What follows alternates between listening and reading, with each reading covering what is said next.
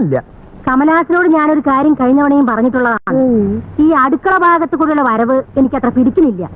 അറിയാം, ഓർമ്മയുണ്ട്. വല്യമ്മായി മാത്രല്ല, പല അമ്മായിമാരും എന്നോട് ചോദിക്കാറുണ്ട്. ആ അമ്മായിമാരോട് പറയുന്നത് പോലെ തന്നെ ഈ വല്യമ്മായോടും പറയണു.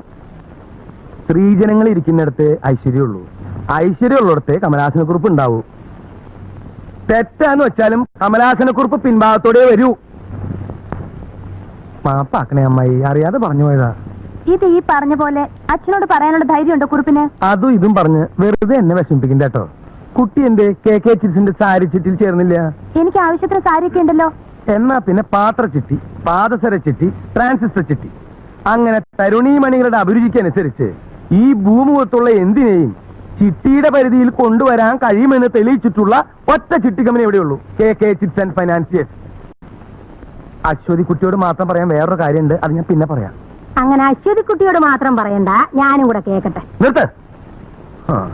ഞാൻ തുടങ്ങാൻ പോകുന്ന പാത്രച്ചിട്ടിയുടെ ഉദ്ഘാടനം ഈ ഇരിക്കുന്ന പാവപ്പെട്ട അശ്വതി കുട്ടിയെ കൊണ്ട് നിർവഹിപ്പിക്കാൻ വല്യമ്മായിയുടെ അനുവാദം ചോദിക്കാനാണ് ഞാൻ വന്നത്.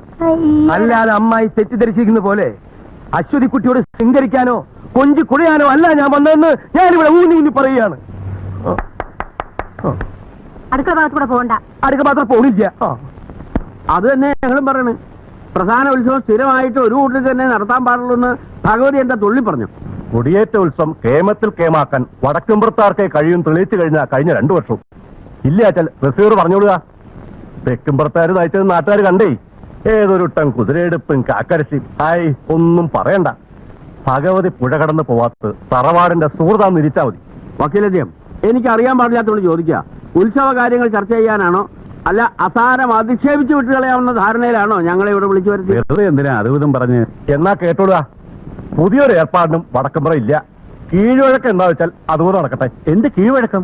ഒക്കെ ഉണ്ടാക്കിയതല്ലേ. കൊടിയേറ്റ ഉത്സവം ഇക്കുറി ഞങ്ങൾ നടത്തിയാൽ നടക്കുമെന്ന് നോക്കട്ടെ. കാരണവന്മാർ സംസാരിക്കാനിടത്ത് ഇളമുറക്കാരൻ എന്താ കാര്യം? ആവശ്യമില്ലാത്തത് കാര്യത്തിന് സംസാരിക്കണ്ട. ബാലേന്ദ്രനോട് ചോദിച്ചില്ല, ഇറങ്ങിയപ്പോൾ പറഞ്ഞത് മറക്കണ്ട. ഓരോ കൂട്ടർക്കും ഓരോന്ന് പറഞ്ഞിട്ടുണ്ട്, അതങ്ങോട്ട് അനുസരിക്കുക. അനുസരിപ്പിക്കാനുള്ള യോഗ വെച്ചാൽ തെക്കുംപുറത്തുകാരുടെ പട്ടിയെ കിട്ടില്ല. വേറെ ആളെ നോക്കിയാൽ മതി. വാടോ കാര്യസ്ഥന്മാരുടെ ഭരണം. വക്കീലെ, ഒന്ന് ഞാൻ പറയാം, വക്കീലിന്റെ കയ്യിൽ കാര്യങ്ങൾ നിൽക്കില്ല. പ്രശ്നം തിരുവേനിക്ക് വിടുക.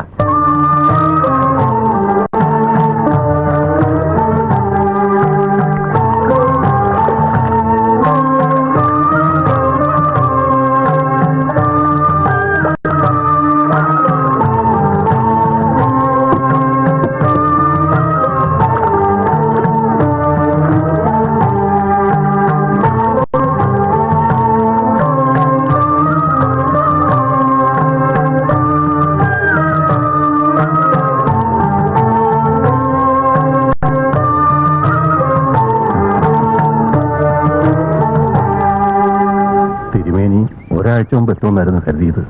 ദീർഘയാത്രയായിരുന്നില്ലേ? താണ്ടാത്ത ദൂരങ്ങളില്ല. കാശി, ഹരിദ്വാർ, ഋഷികേശം. അതിനിടയിലും എപ്പോഴോ ഭഗവതി വിളിച്ചു. തിരികെ നടന്നു. അല്ല, വന്നതുകൊണ്ടിപ്പോ കാര്യമുണ്ടായില്ലേ?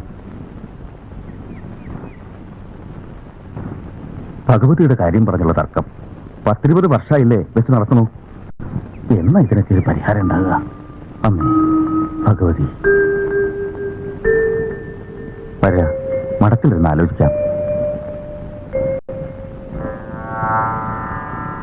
സകുങ്കുമവിലേപനാളിക കസ്തൂരിക സമന്തഹസിതക്ഷണം സചരചാപപാശാങ്കുശ ആശേഷജനമോഹിനി മരുണമല്യ ഭൂഷോജ്വല ജപാകുസുമഭാസുരം ജപവിധൗ സ്മരേതംബിക.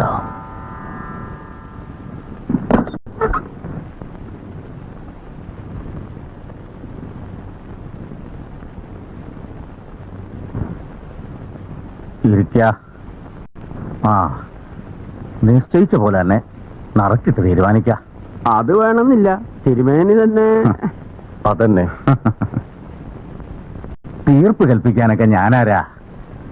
മേലെടുത്ത് തറവാട്ടില് എനിക്കെന്താ കാര്യം ചോദിച്ചാ, പരദേവതയുടെ അമ്പലത്തില് ശാന്തിക്കുള്ള അവകാശത്തിന്റെ പഴയൊരു കഥയല്ലേ ഉള്ളു പറയാൻ. അതൊരു പഴങ്കഥയൊന്നുമല്ല. അച്ഛൻ നമ്പൂരി പൂജാരിയായിരുന്ന കാലത്താ ക്ഷേത്രത്തിന് ഇക്കാണെന്ന ഐശ്വര്യം ഒക്കെ ഉണ്ടായത്. ഈ കാണുന്നാന്ന് പറയുമ്പോ ഇപ്പൊ കാണുന്നുണ്ടോ ഗോതമ്പന്നെ? ഓ ഇല്ല, വേണ്ടത് വെച്ചില്ലേ എല്ലാം. 3 വർഷം മുമ്പ് ഞാനായി മുൻകൈയെടുത്ത സമാസമാവകാശത്തിന്റെ തീർപ്പോടെ ഈ ഉത്സവം തുടങ്ങി വെച്ചത്. അന്നത് ചെയ്യുമ്പോ വിചാരിച്ചത് എല്ലാരും ഒന്നിക്കുന്ന, പ്രശ്നമൊക്കെ തീരുന്ന. എന്നിട്ടിപ്പോ കൊടിയേറ്റം നടത്തേണ്ടത് ആരെന്ന കാര്യത്തിൽ തന്നെ തർക്കമുണ്ടാകുക. ദേവി ഭഗവതി, ഇക്കാര്യത്തിലൊരു തീർപ്പെന്ന് പറയുമ്പോ അത് രണ്ടിലൊരു ഭാഗത്തിന് അനുകൂലമായി പറ്റൂ. അത് ഞാനായി കൽപ്പിക്കാന്ന് വെച്ചാ അതിലൊരു ശോഭകേടുണ്ട്. ഞാൻ ആരുടേതല്ല, എന്നാലോ എല്ലാവരുടെയാണ്. അത് തന്നെ ഞാനും പറയണേ. ഞാനും ആരുടെ അല്ല എന്ന് വെച്ചാൽ എല്ലാവരുടെയാണ്. ആ കണ്ണാടി വീഴക്കടോ, തട്ടി തടഞ്ഞു വീഴൂ. Thank you. അതുകൊണ്ടെന്താ, വടക്കുംപുറത്തെ കാര്യസ്ഥന്റെ അനന്തരാവാസിയാണെങ്കിലും തെക്കുംപുറത്ത് ഇരിക്കാൻ എനിക്ക് ചെറിയൊരു ഇരിപ്പിടുണ്ട്. ഇരിപ്പട അടുക്കളയിലായിരിക്കും, ചെറിയ മേലെ. എന്താടോ ചിലവത്ര മോശ? കേക്കെ ചിരിച്ചൊരു ചിരവ ചിട്ടി കൂടി തോന്നുന്നുണ്ട് തന്റെ പടം വെച്ചിട്ട്. കുടുംബക്കാര് വന്നിരിക്കുമ്പോ കുട്ടി എന്തിനാ മറഞ്ഞൊന്നും നോക്കണേ? കടന്നു വരൂ. ഇങ്ങനെയൊക്കെയല്ലേ പഠിക്കുക അല്ലേ?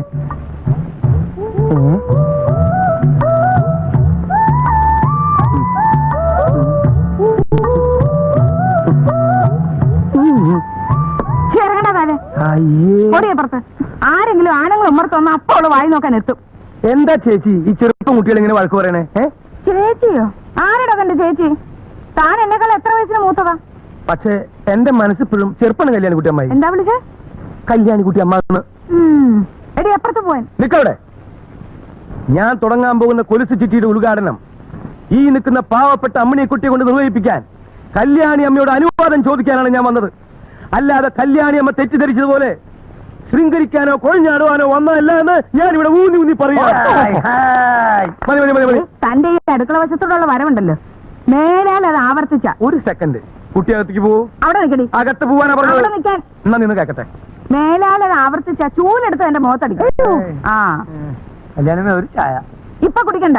പിന്നെ എപ്പോഴാ കുടിക്കുക? ഇപ്പൊ കുടിക്കണ്ടെന്ന് പറഞ്ഞിട്ടാ കൊരങ്ങ. താൻ പോടാ അവിടുന്ന്. ആ അത് ശരിയാ. അപ്പൊ കസ്റ്റമേഴ്സിന് ചീത്ത പറഞ്ഞു തുടങ്ങിയല്ലേ? ആ കളി വേണ്ട. എന്റെ വന്നേ.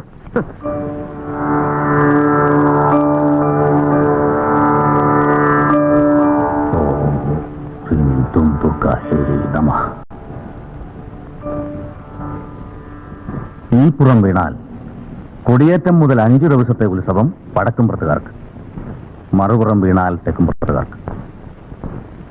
തർക്കം ഇല്ല, അവിടെ ഉണ്ട്. ഇവിടെ അങ്ങനെ തന്നെ.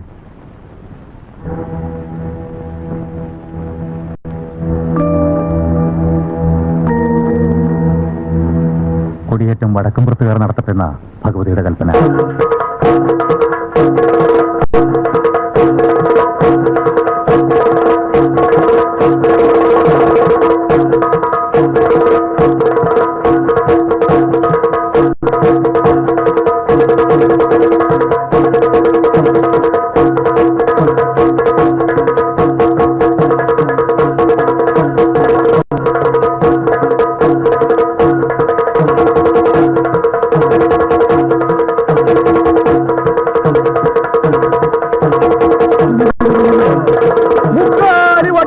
മക്കളറിയാത്തതെന്തും ഈ അമ്മ കാണുന്നു കൂട്ടിക്കോ. മഞ്ഞു കൊണ്ടു മൂടിയാലും മലര് കൊണ്ടു മൂടിയാലും അമ്മ കാണുന്നു, ഈ അമ്മ കാണുന്നു. വിശ്വസിച്ചിരിക്കുന്നു, എന്നെ താഴെ ഇറക്കി വിശ്വസിച്ചിരിക്കുന്നു. ഭഗവതി എല്ലാം മംഗളമാക്കണേ.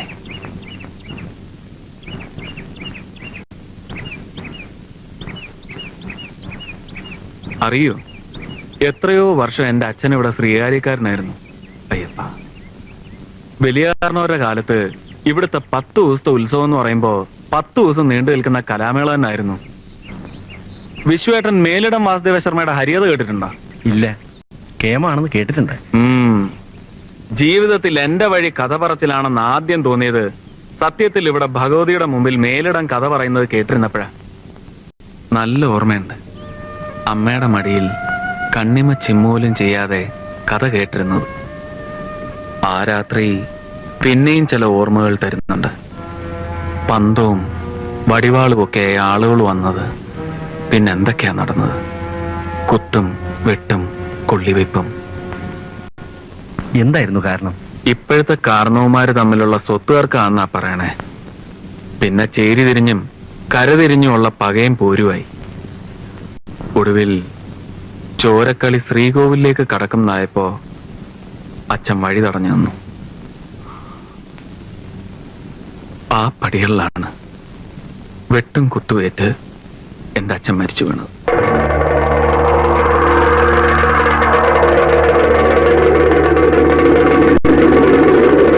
ഒക്കെ ഒരു ദൈവനിശ്ചയമാണ് ചെയ്തത്. പണ്ടെങ്ങോ മുടങ്ങിയ ഉത്സവം വീണ്ടും തുടങ്ങിയപ്പോ ജയദേവൻ തന്നെ കഥ പറയാൻ വരിക, അത് പിന്നെ ഒരു പതിവാകുക. ഭാഗ്യമാണ്, സന്തോഷമുണ്ട്. എല്ലാം ഓർമ്മിക്കുമ്പോ നൊമ്പരും.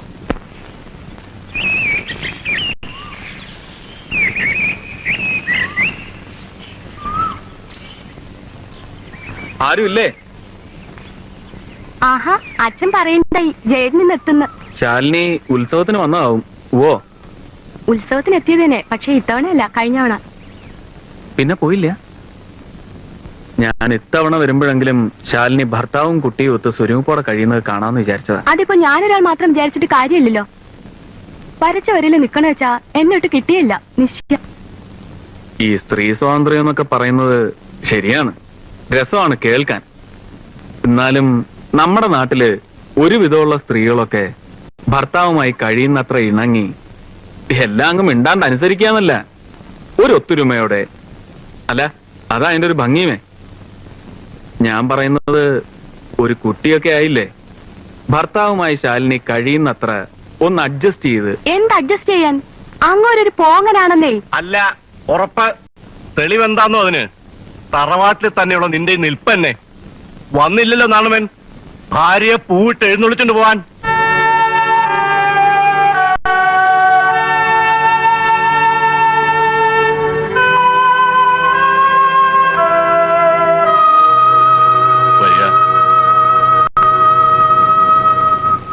അറിയോ ജയദേവന്, നാരായണവൻ ഒടുവിൽ പോകുമ്പോ ഇവളോട് പറഞ്ഞ എന്താണെന്ന്? തറവാട്ടിൽ നിൽക്കണമെന്നുണ്ടെങ്കിൽ നിന്നോടുക, അതല്ല ഭർത്താവിനോടൊപ്പം ജീവിക്കുന്ന ശരിയെന്ന് സ്വന്തമായി തോന്നാച്ചാൽ അങ്ങോട്ട് വരാം, എന്ന് വെച്ചാൽ കൊണ്ടുപോവാൻ ഭർത്താവിന്റെ പല്ലക്ക് വരുമെന്ന് സ്വപ്നത്തിൽ പോലും നിരീക്കണ്ടെന്ന്. നല്ല അസല ആൺകുട്ടിയുടെ വർത്താനം. ശരിക്ക് പറഞ്ഞാൽ നാരായണവൻ എന്റെ മരുവനാണെന്ന് എനിക്ക് ആദ്യം തോന്നി തന്നാ. നിക്കട്ടെ ഇവിടെ. എല്ലാരും കൂടി ഇങ്ങനെ വാശി പിടിച്ച് എന്തായാലും ഒടുവിൽ നഷ്ടം ശാലിനിക്ക് തന്നെ ആവും. ആര് നിരീച്ചു ഇങ്ങനെയൊക്കെ ഒന്ന് ഭവിക്കുന്നു? ഒക്കെ വിധിയാ, അല്ലാണ്ട് എന്ത് പറയാൻ. ജയദേവൻ ഇരിക്കെ. ജയദേവന്റെ താമസത്തിന്റെ കാര്യങ്ങളൊക്കെ കുറിപ്പ് ഏർപ്പെടുത്തിയിട്ടുണ്ട്. വിശേഷങ്ങളൊക്കെ കുറിപ്പ് പറഞ്ഞു. കർണന്റെ കഥയാണല്ലേ, നന്നായി അസലാക്കണം, ഗംഭീരാക്കണം. ജയദേവൻ ഇച്ചി തടി വെച്ചിട്ടുണ്ട്. ഈ തടീന് കൂട്ടണ്ട. മുഷിഞ്ഞുള്ള കഥ പറച്ചിലും ഉറക്കളയ്ക്കും അല്ലേ. ആരോഗ്യം ശ്രദ്ധിക്കുക. പുതിയ കഥയാണ്, ഒക്കെ ഒന്ന് ചിട്ടപ്പെടുത്തുന്നവരെ വിശ്രമമില്ല അല്ലേ? ഒന്ന് ആലോചിക്കുമ്പോ അതും നന്ന്. ജയദേവൻ ചായ കുടിച്ചിട്ട് പോയാ മതി. അല്പം ധൃതിയുണ്ട്. അതൊന്നും പറയണ്ട, ചായ കുടിച്ചിട്ട് പോയാ മതി. ഉടനെ തന്നെ റിഹേഴ്സൽ തുടങ്ങണം. പിന്നെ ഫ്രീ ടൈം കിട്ടില്ല. ഉള്ള ഗ്യാപ്പിന് എല്ലാരെയും ഒന്ന് കാണണം. തെക്കമ്പുറത്തും ഒന്ന് കയറണം എന്ന് വിചാരിക്കുക. തെക്കുംപുറത്ത് പോവുക, പോവാണ്ടിരിക്കുക, അതൊക്കെ ജയദേവന് ഇഷ്ടം. നിർബന്ധമായും ചെന്ന് കാണേണ്ട ഒരാളുണ്ട്, തിരുമേനി. വന്ന് കാണുക, കാണാണ്ടിരിക്ക, അതിലൊക്കെ ഇപ്പൊ എന്താ ഉള്ളേ? ഏതായാലും വന്നത് സന്തോഷായി. ഇരിക്ക. വേണ്ട, ഞാനിവിടെ നിന്നോളാം. ഓ, എന്നാ ഞാനും നിന്ന് സംസാരിക്കാനേ.